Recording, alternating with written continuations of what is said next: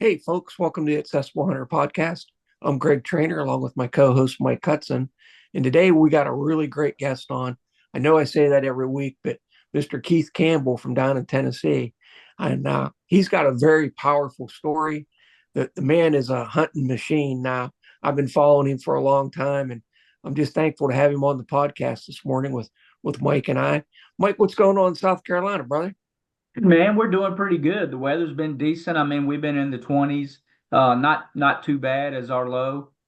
May drop in the teens a little bit, but that it's South Carolina, man. So we're doing okay. We don't never get too cold. But I like it that way. Now, I'm a Southern boy. I'll keep it. You're not getting that pond froze over yet, are you? You started Oh, filling up the new pond. oh yeah. We got water going in, man. We're just waiting. They keep saying we're gonna have a wet winter. I'm just waiting on it to get real wet. It'd be nice to have more water going in. I know you've been working on that the last probably month or so and doing some fundraising. And on Giving Tuesday, it looked like you guys had a pretty good, response to your call for assistance. I'm gonna tell you, man. You and I've had this discussion over and over. I'm not really good on fundraising. I don't really like it, but man, people are overwhelming. God has been wearing us out just in His faithfulness with everything going on. The amount of people that have poured into what we're trying to do is just always overwhelming. And so you know how it is when people just pour out. It's it's humbling, and that's sounds cliche, but man, it'll wear you out. Well, I can't wait to see it come to fruition. In this spring, you get some fish in there and get some people out fishing. It's going to be a great thing, Mike. I'm so proud to know you and know what you're doing down there, buddy. Get ready, you and Beth are on a road trip soon. I'd love it. I'd love it. Keith, how you doing this morning, man? Doing good, Greg. How y'all doing? I'm doing good.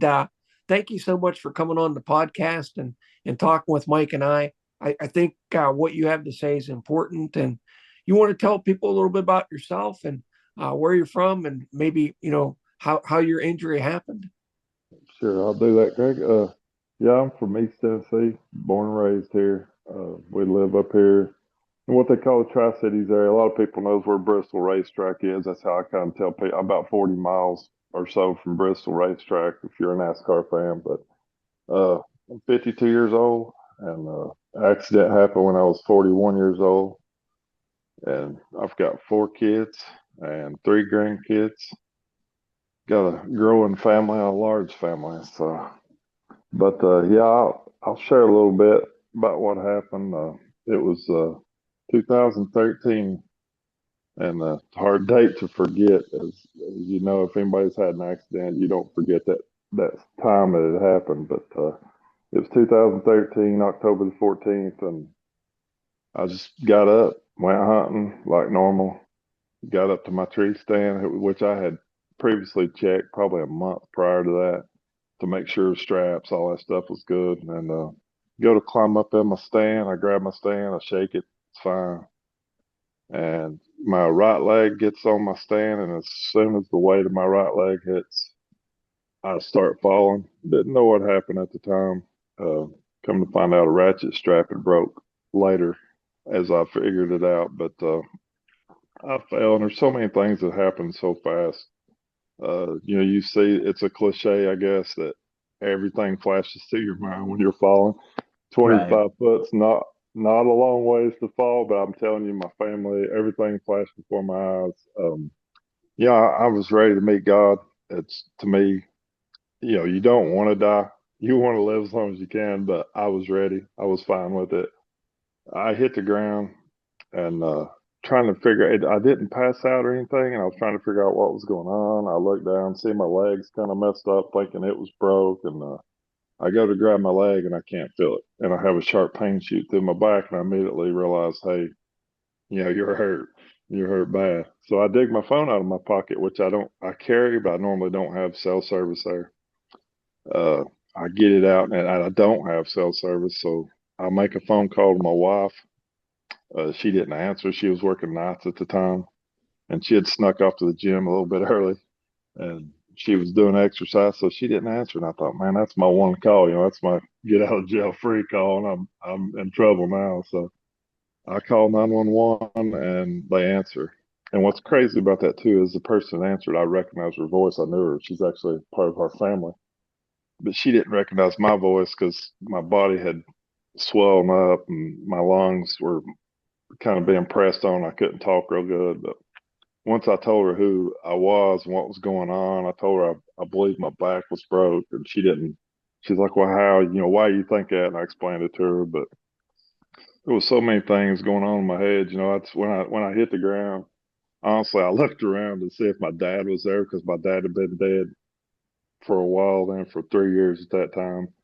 I thought he'll be the first person to greet me if I'm dead and in heaven. So I know that sounds crazy, but that's just where my head was at the time. I didn't see him, so I thought, well, I'm still alive. I got to fight. I got to do something. But that call goes through. I'm on the phone with her for probably an hour and 15 minutes altogether. I hear sirens within 15 minutes, but of course they don't come to the spot. I tell them immediately, and just a lot of stuff going through my head. Thinking about my family, and I'm talking to the lady on the operator, and she, her knowing my family, that's the last thing. One of the things I told her, I said, if something happens to me, you tell my kids and my wife I love them. Yeah, I can talk about that now and not shed the tears as much. It still gets me a little teary eyed, but just a lot of emotional things going through your head when you have an accident like that. I know a lot of people's had accidents like that and not made it out of the woods or Right. had Yes, to sir. crawl their way out of the woods or whatever. And I would have done whatever I had to done, but I don't. If I had laid there all day, I don't think I would be here right now talking to you all. And Yeah. that's what I said earlier. People, it changes your life, but it changes everybody's life. It's not just yours. I mean, I had to buy a new house, because the house I had wasn't compatible. I'm just everything you have to that goes into it. It's just crazy. You don't realize till you get in this situation. But Yeah, man, you hit the nail on the head when you said that it happens so quick, but at the same time, your mind just goes into overload. yeah, it does. The injury happens in a split second, but you got so much time to process. But at the same Yeah, time, Keith, we processing the injury, we're not processing, hey, what life changes are gonna happen. yeah, and it's been 11 years out, and I still learn new stuff every day. But Yeah. one of the biggest things that day, my son, they finally got a hold of my son. They couldn't find me, and my oldest son come up there to me, and he picked my phone up off my chest, and he looked and said, "Dad, you don't have service." And I said, "Son, I know." And he physically got sick that day. He threw up because I guess shock or whatever. That's Yeah. my oldest boy, and he didn't know how to handle it. And I told him up on that mountain, I said, "Son, it's going to be okay. We I don't know what we're going to run into, but it's going to be okay. We'll deal with it when the time comes." And the biggest thing I like to tell people, as I've told y'all, and it's in my story, but God made that phone call. There is no ifs, ands, or buts about it. I don't know, who believes in God or whatever, and that's fine. I'm not going to ridicule people or criticize them, but I do believe in God, Sure. and I do believe He made that phone call that day, or I wouldn't be sitting here. I mean, that's just the bottom line. If He hadn't have Yeah. got me service that day, I mean, literally, my phone had the circle with the slash through it and said I had no service. So there's no other explanation. I tell people that, and I can just see goosebumps physically pop up on them. So whether they believe there is a God or not, when I And tell them that, they know something intervened that day, whatever they want to believe. But to me, God intervened, and otherwise I wouldn't be here. And I tell people all the time, I tell them my story, and they're like, "Oh, I guess you don't hunt anymore." Well, I just look at them. Do you breathe? Yeah, I love to hunt. It's my getaway. It's my peace. Right. It is my time with God. It's one of the most peaceful times of my. I enjoy going to church and being around people, but I also enjoy my time out there and getting other people. I still take other people hunting and try to video their. I got into self video, and I don't know why, because I mean, being in a wheelchair and trying to hunt enough. I use a track chair, and as y'all well know, it's not easy to get out there and do things in the woods and hunt and in a normal circumstance, and then being in a wheelchair and traveling and trying to do the self videoing. But I enjoy it, and I've gotten some good hunts on film, and it'll always be there for my family, to enjoy, and for other people to look back on and try to share what's happened to me and let people realize that if something does happen to you, it's not the end of the world. Right. You got to get up and keep going. You can't just quit. So And I think that's the best message that, people need to come away with, Keith, is, we all have circumstances, we all have things that happen to us. And your story really touched me when I first heard, your video on YouTube. I know you run the Buttermilk Outdoors YouTube channel, and you've got some great videos on there. But when I heard your story that you did on your 10-year anniversary, and we'll put a link into that. Yeah. You were on the phone for a long time with emergency services, and your son asked, was it the 7-point stand or the 9-point stand? And Yeah. you were waiting a long time, over an hour, for emergency services to get to you. They were trying to find you. Everybody was trying to do their best, but it was just such an amazing story that I'm glad you could share it with us, and maybe, touch other people to have a little bit of faith. And things happen sometimes that are beyond our control, and your accident was one of those things. But it was just such a miracle that call went through and people found you, and that you're here today sharing your story, but also going hunting. And you've had an incredible year. You got your first bear, your grandson got his first deer. You want to Yeah. tell us a little bit about what 2024 has been like for you? It's actually started back in May. I got to do some. I got to go to Texas on an axis deer hunt, and that was something that was kind of on my bucket list. And I got a good buddy that I will say this real quick too. When you have an accident, you figure out who your friends are real quick. I was 100%. I was very involved in the outdoors. I was involved with my kids, coaching all that stuff, and people, all the time saying yeah, I'm your friend. I'll do anything for you. But when Hmm. something like this happens, you know who your true friends are. And this guy, he still travels with me, goes on hunts. He takes me on hunts. I've been blessed. He's taken me to some high fence, which, not everybody likes, whatever. But I've killed some great deer doing it.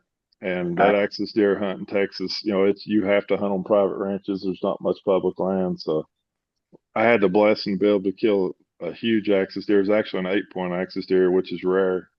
The body weight on it was like 270 pounds. I mean, he was great. And then, so I got that to start the year off. And then I did kill a bear with my crossbow at like 19 yards. He come in on me about 5 yards away. I was in a blind, but it's a different feeling than a deer. I've killed some big deer, and that Yeah. bear, that bear is a different feeling. He's probably a 250-pound bear. We have a lot of bears up here, black bears, and I got to go to Ohio and hunt at Premier Whitetail up there this year, and I killed a 16 pointer and a doe there, 160-inch 16 pointer. So, and then at home I've had some tough tough goes, but I have killed a good 8-pointer, and I missed a big 8-pointer and missed a good deer. I went to Ohio for a week with my oldest son, and I missed a deer up there, which it happens. But I've been blessed. I've killed I think 4 does altogether, and 2 bucks and a bear and an axis deer. So 2024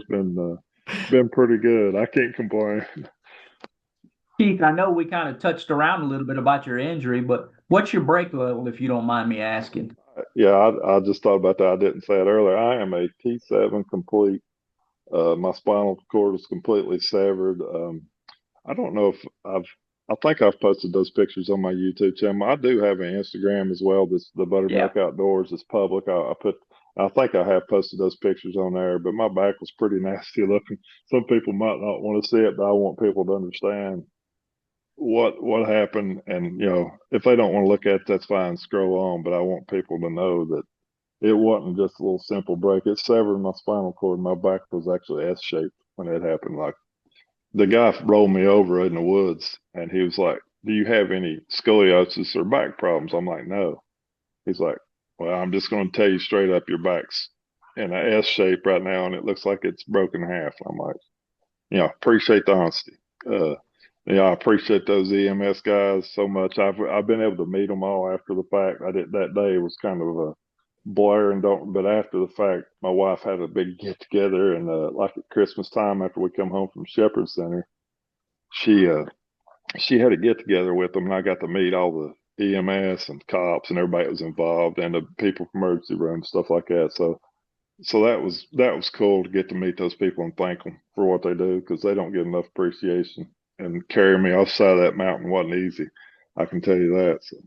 Yes, sir. Now, Keith, I didn't know you went to Shepherd Center. Mike and I are both graduates of that program, and that really changed my Oh life for yeah, the better. You can go to a lot of different rehab centers in the country, but for me, it seems like a lot of people we talk to have went through Shepherd, and it changes you, and it changes yeah, you at the time, uh, probably the worst time of my life, spinal cord injury, and these people treated me so kind and motivated me that I could still go on and live a fulfilling life. You want to talk a little bit about your experience at Shepherd? yes. I was at a local hospital here for only a week, and Shepherd Center contacted us within. They were out of Knoxville, based out of Knoxville, Tennessee, which is about an hour and a half from here, and they contacted my wife actually and said, "Hey, we see your husband has spinal cord injury. Would you be interested in going to Shepherd Center?" And of course, she's like, we don't, we don't know what's going on. This is a shock to all of us. And she Right. looked into it and she's like, yeah, absolutely. So a week later, I'm getting an ambulance ride to Atlanta to go to Shepherd Center and don't know what I'm getting into. And actually, the first 3 months we were in the like the hospital part of it, and then I got accepted to the day program, and I was there for 3 more months after the first of the year in the day program. And like you said, I do not know how people make it through something like this without having a rehab center, especially to that magnitude. I mean, that they're top notch, and those people they cared about you enough to they were caring and loving, but on the other hand, they would tell you to get your butt up and get moving. I Yes, mean, sir. and that's what people need. You don't. I've seen too many people just literally lay down and die. I met people down Yeah. there that didn't make it because they just quit, and it's Right. it's sad. And they don't. They're going to push you as much as they can, but they can't make you do it. Right. And but that place was awesome. I still uh, keep in touch with a lot of those people. I've got their phone numbers and actually message them and stuff and talk to them if I got any questions. I mean, it's been 11 years and I can still contact them and they're like, yeah, we'll help you any way we can. So yeah, just a Yeah. great place. I mean, definitely would Keith, recommend it. you've touched on a lot, man, in that advocacy takes us all. When we first get hurt, we don't know what to do, how to do. Shepherd opens up those things. It is very much a respite injury. It takes our whole family, an extended family, and you find out who are acquaintances and who are true ride or die friends. And your story is hitting hard on me. We just had a young man that I got a call about a month ago. I shared this a little bit with Greg. 25 years old, exact same thing happened to him. His family didn't know anything about Shepherd. I said, get him there. It's life changing. We need to get him on a leg up, and he's a huge outdoorsman. And I said, you know what? When we get him out of Shepherd, they're going to get him on an even keel of how to live day to day. We'll figure out the outdoors for him when he gets out. Yeah, they took me on a hunt down, and it blows people's mind. But when you're down there, that's one of the things they want to get you back into what you want Sure. to do, whatever it is, whether it's skiing or mountain climbing or what. And mine was hunting, so here I am in a back brace and a turtle shell back brace, and they've got me in a blind deer hunt. So it's and it was awesome. I mean, I wanted back out there. I wanted to get back out there as soon as I could, and they had made it was kind of miserable at the time, but I'm thankful that, and I didn't kill a deer, but it was still good to be back out there that fast, even in those circumstances. I mean, I was just, and that's what they do. They get you back out there, and I try to help people all I can. I don't have a lot of access to a lot of property, but man, if I can get people back out there, I've helped people get out there back on deer, and I've talked to people on through social media, and they're like, you know, can you help us out? And they'll ask me questions about how do I hunt or what I use or how do I do things, and I'll help people. I think a lot more people have received my message. I've had people contact me, and it's good to know that I'm getting through when those people do contact me. But either way, I'm going to keep sharing it. And that, You, Keith, we always say the spinal cord injury community is a small world. And we all get a chance to help each other, to communicate what works for us, what doesn't. It's good that you can advocate and show people the way. People are following you and following your activities, and all we can do is advocate for a better life. We're all sitting down for the rest of our lives, and we can move forward, we can roll forward, or we can lay down and die. And I choose to roll forward as much as I can, and to pave the way for other people to follow. Right. Mike and I don't have all the answers. You don't have all the answers, but we're open. We're open to suggestions. We're open to doing things differently. And all we try to do is just help people the best we can. Yeah, amen to that, Greg. I want to help people. I'd like to help people more than I am, and sometimes I don't know how to even reach out to certain. I'll see stories and I'll give them information or try to help them, but if they don't get back, you can't help them, but you hope they at least saw. Like I just shared that link with a woman that her boy had a hunting accident, and it could have been the same guy y'all were talking about. I don't. It was on social media, but I shared my link. I said, "Hey, if you get time, I know a lot what's going on." I said, "But pull this up and show it to your son. Y'all sit down and watch it." I said, "I'm Yeah. not much of a speaker, but I think my story will help you because you don't need to quit. He needs to keep going. He needs to keep doing what he's doing and just, get out there." And I don't know if they watched it or not. I hope they did. But that's all you can do. Like I said, all you can do is give them the information and try to help them. And they got to help yourself. That's the biggest Right. thing I've learned. But you definitely just got to help yourself more than anything. But But the most debilitating thing out here, and we've said this over and over, is a negative mindset. And so, everything you just hit on is exactly what we try to preach on this show. It's not always about sharing your faith. It's not always about killing a deer. To me, it's a win if we can get these big stinky chairs that we use almost every day close enough to a mature animal. And then truth be told, we probably shouldn't be here other than grace. And right, the only reason we're still kicking, if you want to say it that way, is because we still got other things to do and we refuse to quit. And so, man, I'm proud that you're still pushing on. I know your story is touching people. It's touched me and Greg, and I know it. You're right in the same boat we are. I don't want kudos for living a life. I don't want to be an inspiration, but if our stories inspire other people to keep on pushing, man, that's just even better. yeah, I couldn't agree with you more, Mike. That's like you said, you want to.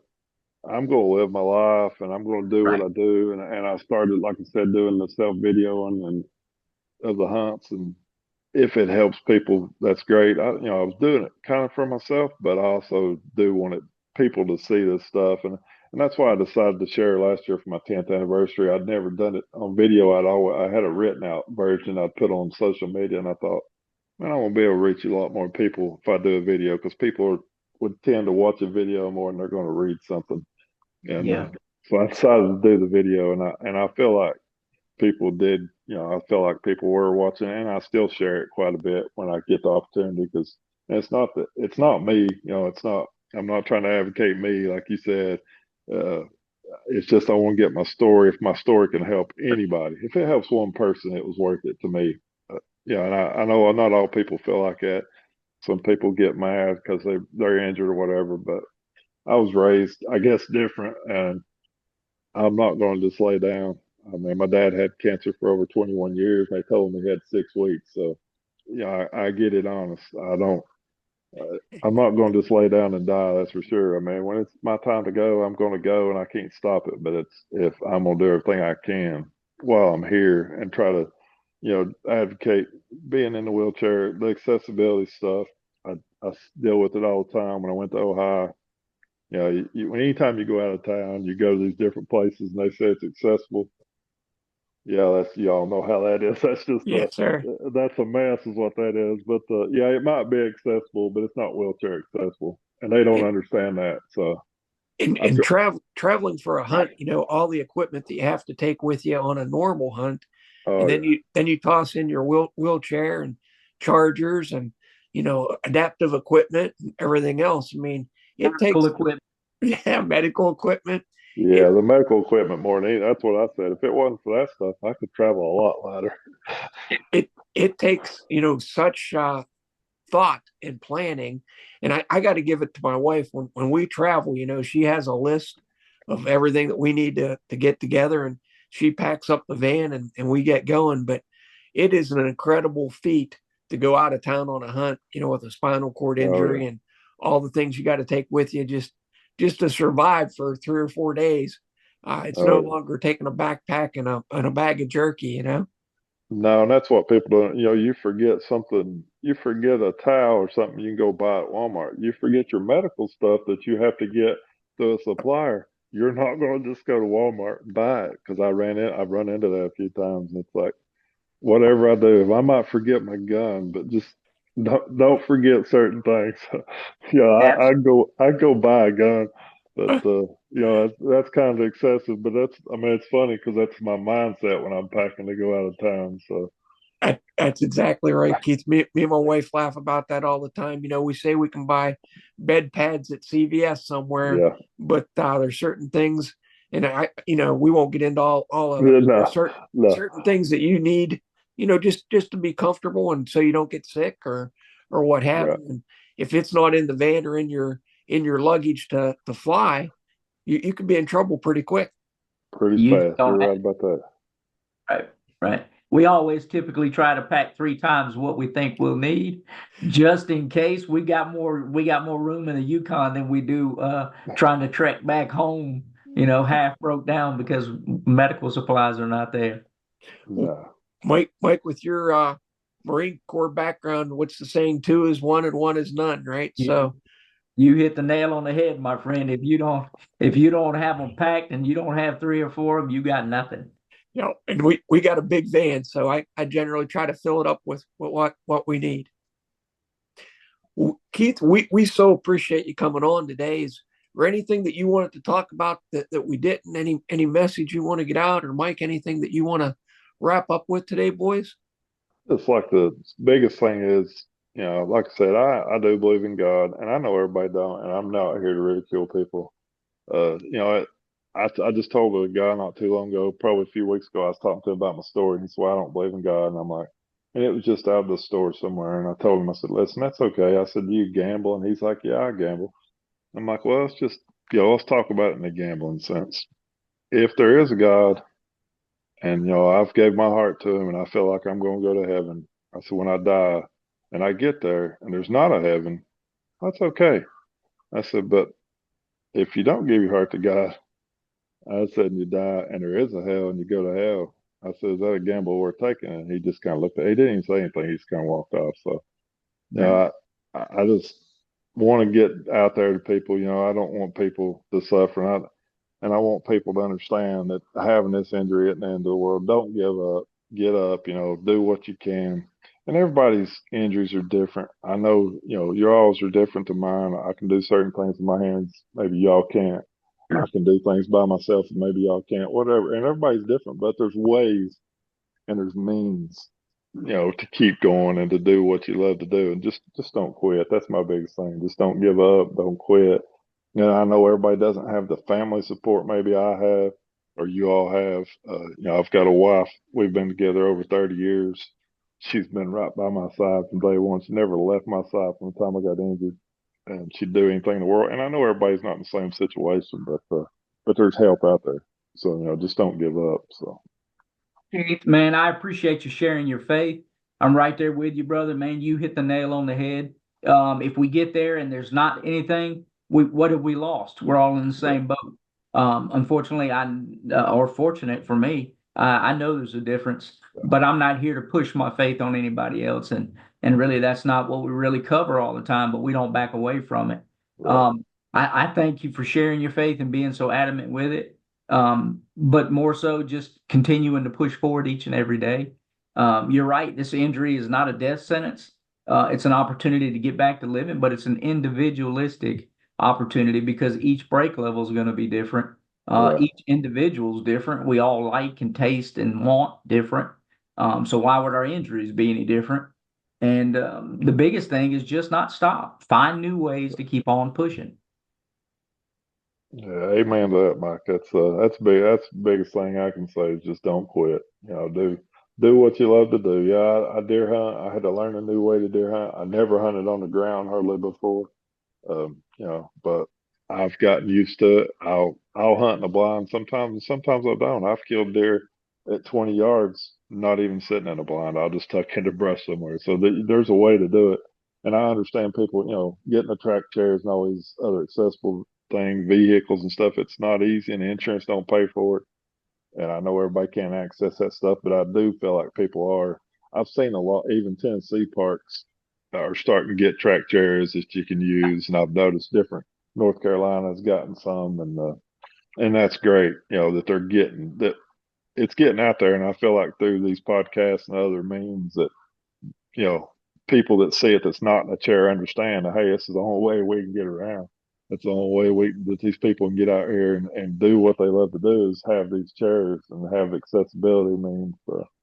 Hopefully y'all are doing a great thing, and I appreciate you having me on here for sure. Thanks so much, Keith, for all you do, buddy. And we're going to put some links to your podcast and your YouTube channel. And man, you're really getting after it. You're not letting anything stop you. And I love what you're doing. I love watching your videos, and I love seeing your pictures of you and your family out hunting. So appreciate having you on today, brother.